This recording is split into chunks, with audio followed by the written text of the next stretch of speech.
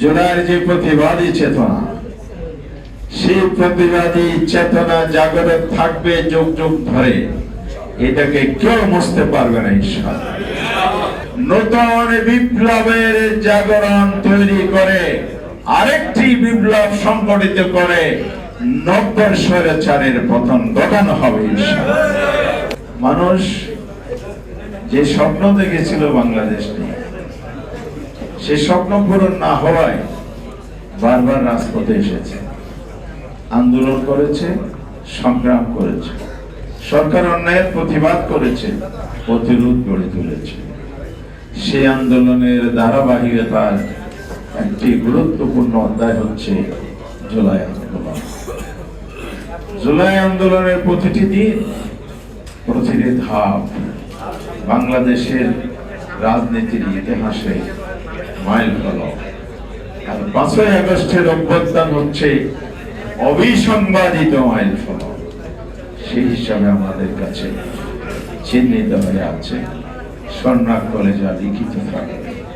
আজকে আমরা লক্ষ্য করছি, যারা মনে বলে গণতন্ত্র, মুখে বলে গণতন্ত্র, মুখে বলে ফেসিবাদের বিরুদ্ধে, মুখে বলে দেশ গড়ার জনগণের স্বার্থ নিয়ে রাজনীতি, তারা আবার স্বৈরাচার, ফেসিবাদ, আধিপত্যবাদের সাথে গোপন আঘাত করে দেশ পরিচালনা করতে চায়। এদেশের জনগণ সজাগ আছে, সতর্ক আছে।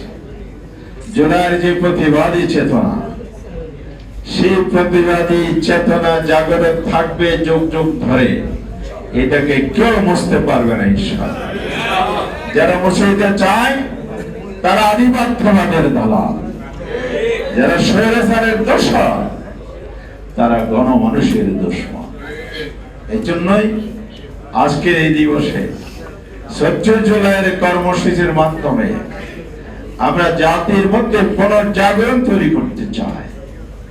আমরা আজকে ঘোষণা করতে চাই, আমাদের সেক্রেটারি যে ঘোষণা দিবেন, ইতিমধ্যে 11 দল আমরা ঘোষণা করেছি।